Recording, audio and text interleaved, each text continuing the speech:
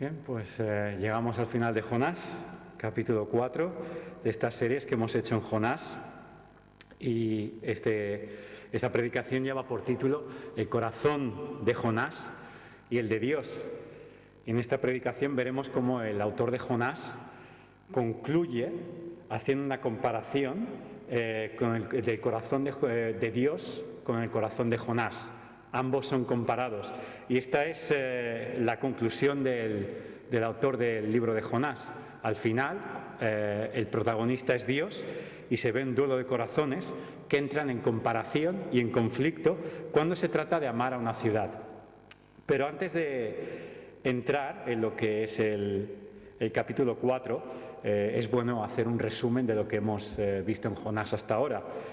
Dios llama a Jonás a predicar contra la gran Nínive, pero Jonás se monta en un barco y huye a Tarsis inútilmente. Mientras él está en el barco, Dios envía una gran tormenta para que Jonás recuerde que Dios es juez. En esa situación hay unos marineros que demuestran ser mejores que Jonás. Tienen más preocupación ellos por Jonás que no Jonás por él.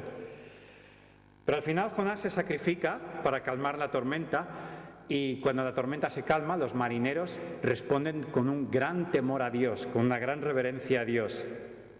Jonás se va hundiendo en el agua y Dios provee un gran pez que se lo traga y contiene a Jonás 3 días y 3 noches.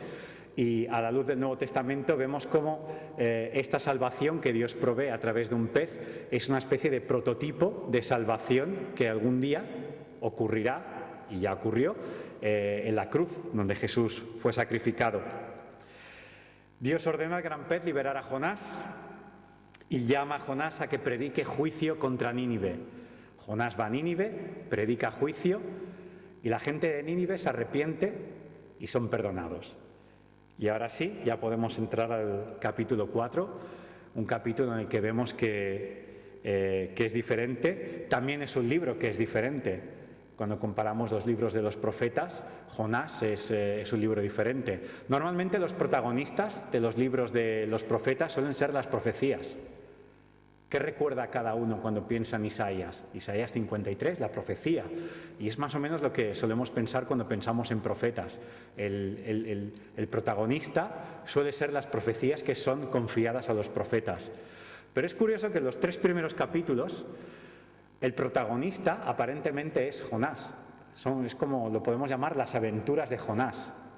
Y es una descripción de las aventuras de Jonás y el carácter de Jonás. Pero cuando llegamos al capítulo 4, ahí hay un cambio radical. El protagonista es Dios. Y vemos que Dios cambia la situación y por primera vez entra en un diálogo más o menos largo. Y ahí es cuando vemos el corazón de Dios. Hasta entonces hemos visto el corazón de Jonás, pero en el capítulo 4 vemos el corazón de Dios, su enorme corazón y sus buenos deseos para con la humanidad. ¿Y dónde vemos ese duelo de corazones? ¿Dónde vemos ese contraste, concretamente el contraste entre Jonás y el contraste con Dios? Lo vemos en ese diálogo entre Jonás y Dios que ocurre en los versículos que van del 9 al 11, cuando Dios le dice a Jonás: tú te apiadas de una planta y yo no voy a apiadarme de 120.000 personas y su ganado. Hasta entonces no ha habido apenas diálogo excepto el llamado, pero todo lo que Dios ha hecho ha sido como en la distancia, moviendo hilos, proveyendo ballenas, proveyendo tormentas. Y en el capítulo 4 también vemos que provee una planta, provee luego un gusano que mata la planta y luego provee un viento que le quema la cabeza a Jonás. Y con esto, ¿qué es lo que hace Dios? Dios provee situaciones y maneja las situaciones para sacar lo que hay en Jonás y para que se vea la realidad de Jonás. Es un poco cuando vemos las personas que mueven las botellas de champán y las mueven y así las abren y sale todo y se puede ver ¡buf! Todo. Es un poco eso lo que hace Dios. Y cuando sale a relucir a flote lo que es Jonás, es cuando Dios mueve ficha y se expresa. Y es cuando ahí vemos 2 corazones, el de Jonás y el de Dios. Y hemos de empezar analizando cada uno de esos corazones, esos dos corazones. Y empecemos por el de Jonás. Y es lo que vamos a hacer ahora. Analizaremos el corazón de Jonás, el de Dios, y cómo entran en conflicto cuando se trata de amar la gran Nínive. ¿Cómo es el corazón de Jonás? En el capítulo 1 vemos que Jonás es desobediente, israelita de pura cepa, pero es desobediente al llamado. Es insensible con el género humano. Y eso que hay unos marineros que se portan muy bien con él, que no lo conocen de nada, pero arriesgan mucho por el desconocido Jonás. Luego vamos al capítulo 2 y en los primeros 7 versículos vemos que Jonás va al fondo del agua, Dios provee un gran pez y ahí sí que Jonás ora para recibir gracia y Dios le da gracia y la recibe. Y sin embargo luego vemos en el versículo 8 cómo Jonás aún se ve mejor que los gentiles, cuando él expresa algo así como yo no soy como ellos, como estos paganos que van detrás de ídolos vanos. Jonás no dice una mentira, lo que dice es correcto, él tiene razón, los paganos van detrás de ídolos vanos, pero hay un tono peyorativo, un tono arrogante, y más aún cuando él ha visto la realidad de que él, el moralista, el hombre al que le ha sido dado la ley, como pueblo de Israel, él debería tener una ventaja sobre los marineros, pero en realidad, a modo práctico, se ha visto todo lo contrario. Luego seguimos y vemos como en el capítulo 4, Jonás detesta la idea de que Dios sea compasivo con los gentiles. Y aunque no hay ningún versículo que explícitamente exprese eso, el hecho de que Jonás esté tan enfadado, tan airado, con que Dios sea compasivo y que encima se vaya a un campo a observar a Nínive para ver qué pasa, uno se puede imaginar que la conclusión natural es que lo que él desea es ver a ver si cae fuego. Es como esas personas que van al cine y empiezan ahí a comer palomitas viendo la escena favorita. Pues me imagino a Jonás así, excitado ahí, mirando las nubes, a ver si alguna es bastante roja y va a caer ahí un meteorito y va a destruir a Nínive. Me lo imagino así. ¿Qué conclusión podemos sacar de Jonás en este libro? Jonás ni ama a Dios como debería, ni ama a Israel de la forma más sana. Jonás no ama el amor de Dios porque este incluye gente que él detesta. Por lo tanto, él no está de acuerdo con el corazón de Dios. A él no le gusta, a Jonás no le gusta que el corazón de Dios incluya gente que a él no le gusta. Ni tampoco ama la justicia de Dios, porque es una justicia que él ama cuando le cae a su favor. Si la gracia es para él, muy bien, eso está bien, pero si la gracia cae a otros, ahí hay un problema. Ahí hay un problema. De alguna forma Jonás parece como un supremacista moral. Él se siente con un privilegio, con un derecho que él quiere negar a otros. Pese a que Jonás es sensible a la existencia de una simple planta, su corazón no tiene espacio para con el género humano, que tanto ama a Dios. Y ahora vamos al corazón de Dios, ese corazón que tanto ama al género humano. Y esto lo vemos en este capítulo a través de dos perspectivas. La primera está en el versículo 2. El versículo 2 es cuando Jonás dice: «Oh Señor, ¿no era esto lo que yo decía cuando todavía estaba en mi tierra? Por eso me anticipé a huir a Tarsis, pues bien sabía que tú eres un Dios bondadoso y compasivo, lento para la ira y lleno de amor, que cambias de parecer y no destruyes». Aquí se revela la sorpresa. Aquí se ve por qué desde el principio Jonás, en vez de ir hacia el este, en un camino a pie, que era más seguro, se embarca en un barco caro y peligroso a una distancia 5 veces mayor, a posiblemente España, porque él no quería que hubiera la más remota posibilidad de que él fuese usado para demostrar gracia a la gran Nínive. Porque él en el fondo sabía, probablemente los puede juzgar, pero sé que es un Dios de gracia. ¿Quién sabe? A lo mejor perdona a Nínive. No, yo eso no lo quiero ver. A mí no me va a usar para eso, yo me voy. Ahí se ve la realidad. Pero ¿sabéis lo que Jonás hace? Cuando él cita esto, tú eres un Dios bondadoso y compasivo, lento para la ira y lleno de amor, que cambias de parecer y no destruyes. Él cita algo que aparece muchas veces en el Antiguo Testamento. Concretamente esto aparece en Éxodo 34, 6, 7. Jonás lo cita, pero de forma incompleta, no lo cita todo.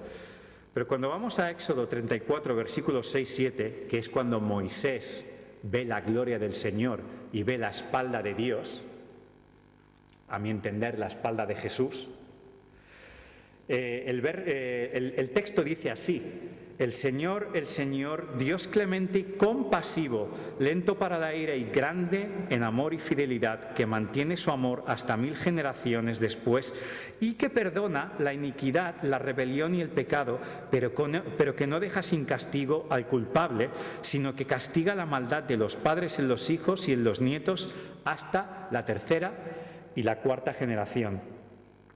Estamos hablando de que este texto, este capítulo, tiene dos perspectivas que hacen enfoque en el corazón de Dios. En este caso, esta descripción que nos da Jonás, que lo que él está haciendo es más o menos citando el Antiguo Testamento, citando la ley, una declaración que hay en la ley y que se repite en Salmos y en Números, él lo que hace es una descripción técnica. Hay una descripción técnica, como en Éxodo, es una descripción técnica del corazón de Dios. ¿Qué dice esta descripción? Que Dios es amor y justicia. Y Dios es perfecto amor y perfecta justicia, y ambos coexisten en perfecta armonía. Y esto es algo que a nosotros nos puede chocar, y como occidentales del siglo XXI, la idea del amor es preciosa. Somos románticos y muy sentimentalistas, y la idea del amor, bienvenida. Pero la idea de la justicia nos chirría un poco.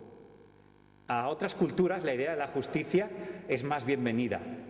Sobre todo, pensemos por ejemplo en gente en Ucrania que está sufriendo la guerra. Probablemente ellos están pidiendo justicia y es un sentimiento entendible.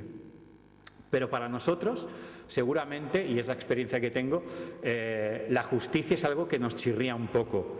Pero la verdad es que el amor sin justicia es falso amor. Y la justicia sin amor es un sistema, no un ser. Cuando hablamos de la justicia, del amor sin justicia, hemos de entender que eso no es amor. Imaginad un hijo que va y se dedica al narcotráfico de drogas a gran escala. Ese negocio hace que miles de personas se esclavicen a las drogas, con todas las consecuencias que hay, a todos los niveles. No solo contento con eso, también se dedica a la trata de mujeres, a la esclavitud sexual. Pero el padre de este hijo lo quiere tanto que le dice: hijo mío, eres maravilloso, te quiero tanto y tus negocios y tu vida van bien, te amo tanto que todo va bien. Mi pregunta es, ¿eso es amor? No, ese amor está, digamos que, animando a un canalla. ¿Y qué hay de las personas que sufren las consecuencias de este canalla? ¿Quién paga? ¿Quién les hace justicia? El amor sin justicia es falso amor, y la justicia sin amor pues es una máquina de dictar sentencia, un ordenador. Tal vez lo haga bien, pero no hay sensibilidad alguna. Dios es justicia y amor, perfecta armonía de ambos atributos. Pero, cuando vemos esta descripción que de alguna forma Jonás cita, vemos que ambos atributos no son simétricos. ¿Y qué quiere decir con simétricos? Que no son exactamente iguales, no son exactamente proporcionales. Y lo saco del texto porque el corazón de Dios parece más inclinado a amar que a castigar. Veréis, digo que es más inclinado por el amor porque éste está dispuesto a integrarse en 1000 generaciones. El texto de Éxodo lo dice: amor y fidelidad, lento para la ira y grande en amor y fidelidad, que mantiene su amor hasta 1000 generaciones después. El amor se manifiesta a 1000 generaciones.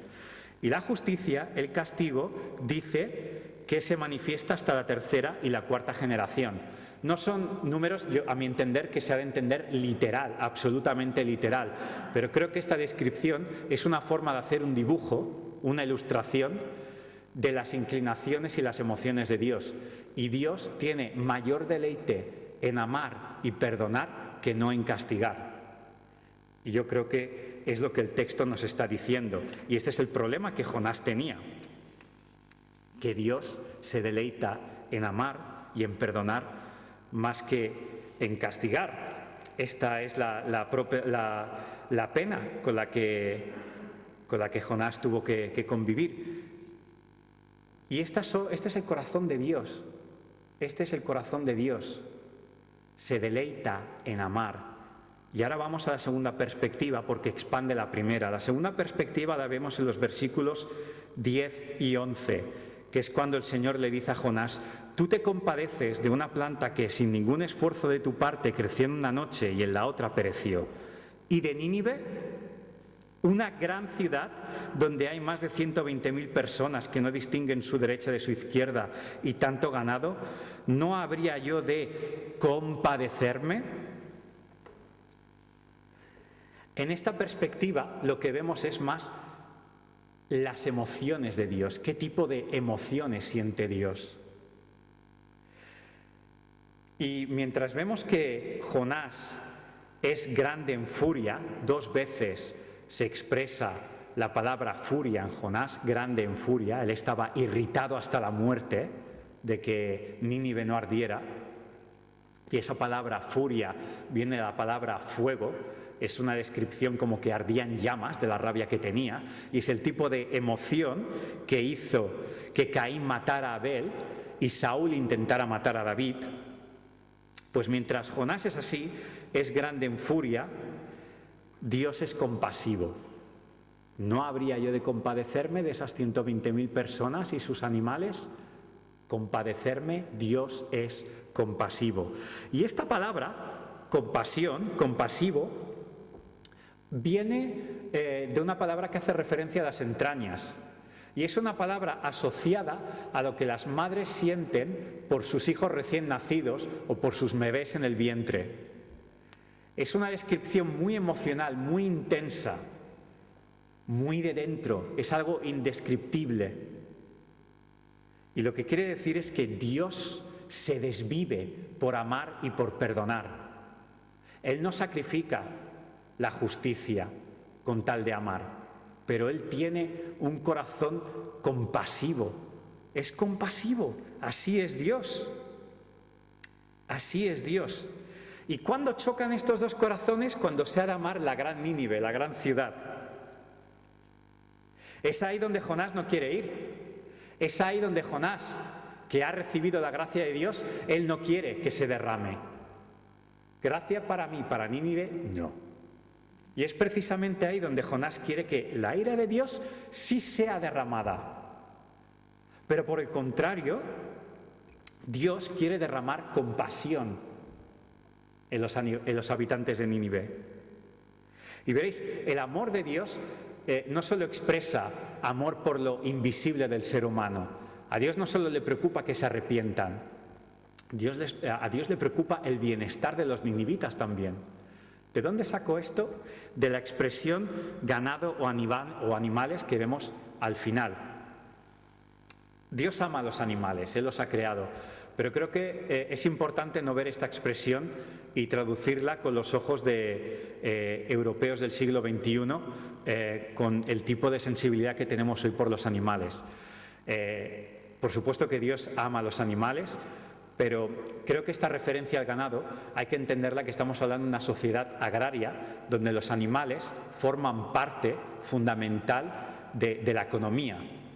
Las personas hoy tienen perro por compañía, pero en esta sociedad estamos hablando de que la gente tenía animales porque dependían ellos de los animales. Si tenías un campo necesitabas bueyes, si tenías un campo o tenías una granja necesitabas cabras, ovejas. Es decir, esto expresa que a Dios le preocupaban los animales, pero también la economía y también la estabilidad de Nínive. El amor de Dios lo cubre todo, es ese concepto de shalom, de paz. Paz en tus emociones, paz espiritual, pero también paz en el universo material. Y podemos concluir, y vamos ya a la conclusión de Jonás, que el libro concluye de forma muy abierta. Si no ponemos el Nuevo Testamento para complementar y darle cumplimiento a Jonás, termina de forma abierta y cada uno puede entender ciertas cosas a su manera. Pero a la luz del Nuevo Testamento y de todo el Antiguo Testamento, es buena esta advertencia. Aunque estamos en Cristo, tenemos el peligro de ser Jonás. Es mi experiencia preparando este sermón y mi experiencia en estos días. Y yo creo que esto no es solo para mí, sino es el peligro que todos tenemos. Pablo dice en Romanos que los problemas y los errores y los pecados que cometieron los israelitas deberían de servirnos de ejemplo para no repetirlos. ¿Qué quiere decir ahí Pablo? Que hay un peligro para nosotros también, que no podemos pensar que como somos pueblo del Nuevo Testamento nunca caeremos en esos fallos. No, podemos ser Jonás en muchos aspectos. De hecho, Jonás estaba en Cristo, él era un creyente de Dios y como yo interpreto la Biblia, el pueblo de Israel del Antiguo Testamento fue salvo también por el futuro sacrificio de Cristo que algún día pasaría. Así que él estaba en Cristo, como también nosotros estamos en Cristo, y como él cayó, nosotros también podemos caer en ese error. Y esto es una de las cosas que sí que podemos ver claramente. La otra es que si al libro no le ponemos el Nuevo Testamento, no lo miramos a la luz del Nuevo Testamento, el libro termina con un dilema no resuelto. ¿Cómo este Dios, que es tan compasivo, lleno de amor, pero justo, que tiene que castigar al malvado, puede perdonar al malvado? Y la respuesta sabemos que es en el sacrificio que pasó unos pocos siglos después. Con Jesús, la justicia y el amor se besaron. La paz y la justicia se besaron. ¿Por qué? Porque Él no sacrificó, Dios en Jesús no sacrificó la justicia para que triunfara el amor. Los dos fueron vindicados porque los castigos contra el pecado fueron derramados en la persona de Jesús. Dios sigue siendo un Dios que no tolera el mal. Y en Jesús la justicia, la ira fue derramada. No se olvidó de ella. Y tenemos un Dios perfecto, un Dios de amor, pero justo. Y así su amor es un amor sano, bueno, un amor que provee estabilidad para siempre. Veréis, es curioso, pero las conclusiones que sacamos aquí, que a veces damos por hecho, no son fáciles a veces de reconocer, pero la conclusión yo creo que natural del libro de Jonás es: nosotros somos como Jonás, más de lo que nos creemos. Somos fríos para con el género humano, somos distantes, no queremos mezclarnos mucho con personas que no nos gustan. Nos juntamos si hay un beneficio, ya está. Jesús es todo lo contrario. Jesús es absolutamente todo lo contrario. El otro día Maite y yo fuimos a hacer evangelismo y estuvimos hablando con 3 personas y una de ellas expresó que se crió de forma católica y recuerda historias de Jesús, y esta persona dijo: yo me quito el sombrero que Jesús, sufriendo la injusticia de la cruz por parte de gente que injustamente lo odiaba, ahí lleno de sangre, lo que expresara fuera esto: Padre, perdónalos porque no saben lo que hacen. Esto es Dios, este es el corazón de Dios. ¿Alguno de nosotros, si fuera juzgado injustamente, se atrevería a soltar algo así contra el enemigo? Dios, el Rey de Reyes, Jesús, el Dios Todopoderoso, el Rey de Reyes, estaba sufriendo y dijo: Padre, perdónalos porque no saben lo que hacen. Justo esta frase, Padre, perdónalos porque no saben lo que hacen, hace eco en Jonás 4:11, cuando Dios dice: y de Nínive, una gran ciudad donde hay más de 120.000 personas que no distinguen su derecha de su izquierda, y tanto ganado no habría yo de compadecerme.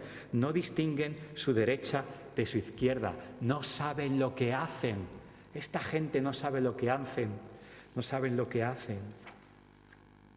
Este es el corazón de Dios. En vez de ser déspota, como lo es Jonás, que es como estos gentiles, estos paganos, destrúyelos, Dios, que es el Dios Todopoderoso, el Rey de Reyes, va y sufre, se desangra por sus enemigos, y le dice al Padre: por favor, la ira para ellos, no, para mí, perdónalos porque no saben lo que hacen.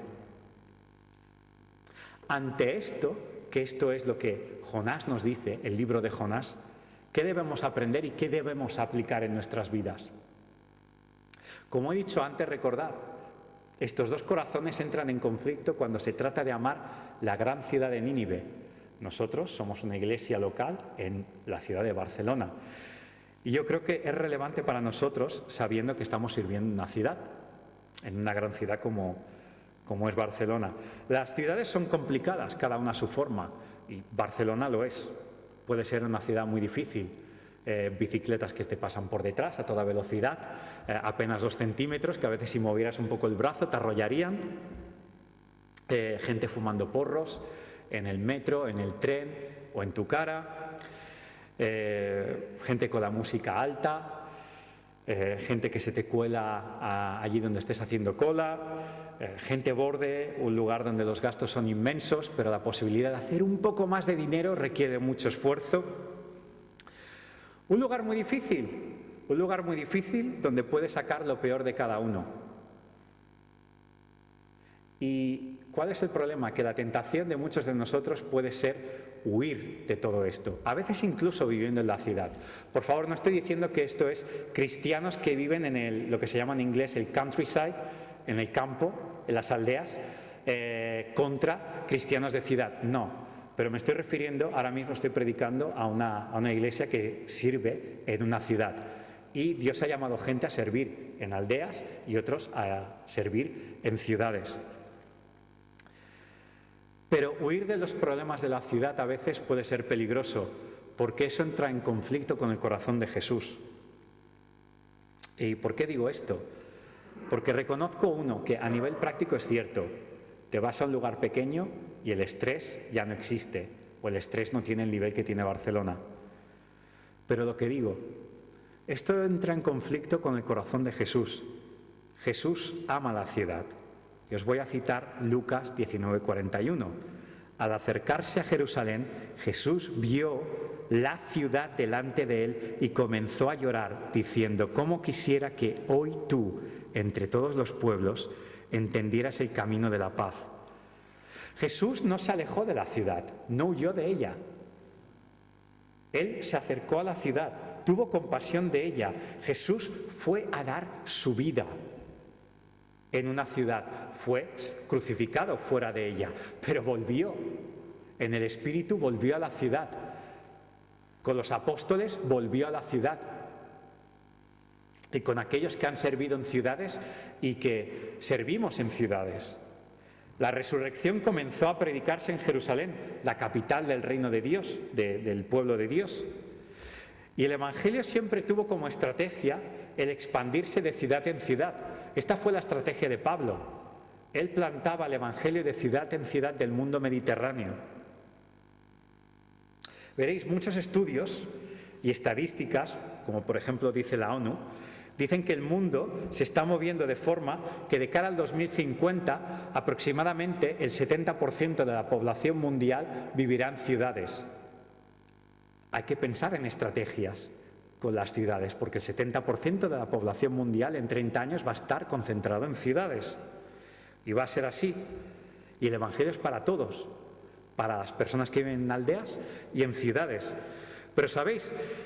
Es en las ciudades donde muchas culturas confluyen y conectan. Es en las ciudades donde uno va a trabajar a una oficina y uno es de un país y el otro del otro. Donde uno es musulmán, el otro es budista y el otro es ateo. Y es donde puedes llegar a una inmensidad de comunidades.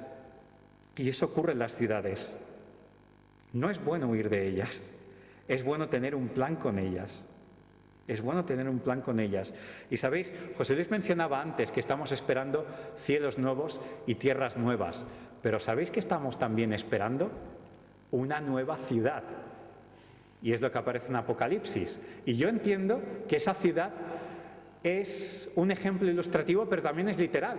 Yo entiendo que va a haber una ciudad en la nueva tierra y los cielos nuevos, donde la urbanización y la naturaleza van a coexistir en perfecta armonía, donde lo celestial, ángeles y lo biológico van a coexistir también en perfecta armonía, donde Dios y el género humano van a coexistir en perfecta armonía, donde todas las etnias de la tierra van a ser representadas y todas las culturas van a convivir en perfecta armonía.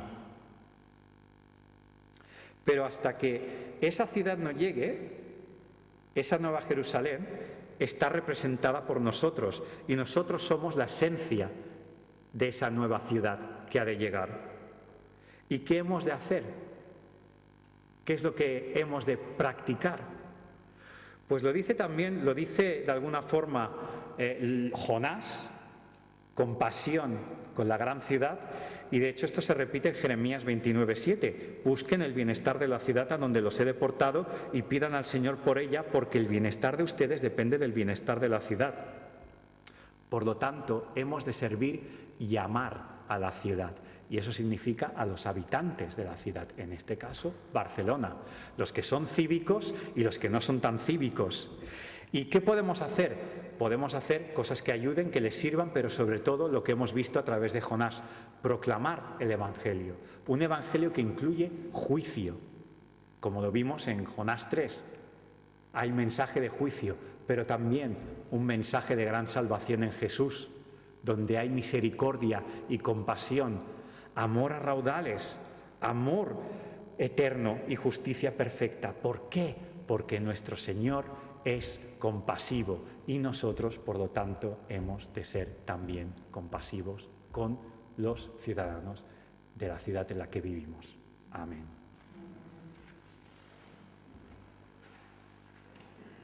Misericordia, que perdona nuestras infidelidades. Gracias, Señor, también porque hoy hemos podido aprender que hemos de tener un compasión grande, lleno de misericordia, como tú. Una misericordia que se extiende a aquellos que no te conocen, a aquellos que no viven conforme a tu voluntad, pero que tú pones en nuestro camino para que podamos dar testimonio de ti, de tu gracia y del Evangelio de nuestro Señor Jesucristo. Señor, ayúdanos a entender en profundidad que tú eres un Dios de amor y misericordia, pero que también eres un Dios justo y que has encontrado el equilibrio, la perfección, la armonía en la persona de tu Hijo, muriendo por nuestros pecados y satisfaciendo tu justicia. Señor, te alabamos y te bendecimos, porque tu plan es perfecto, porque tú eres el justo, el único justo, y el que justifica, el que perdona y acepta al que es de la fe en Jesús. Señor, te queremos pedir que nos guardes de todo mal y que nos ayudes a ser testimonios de tu gracia, a encarnar el Evangelio, a reflejar tu amor. En el nombre de Jesús y por sus méritos te lo pedimos. Amén.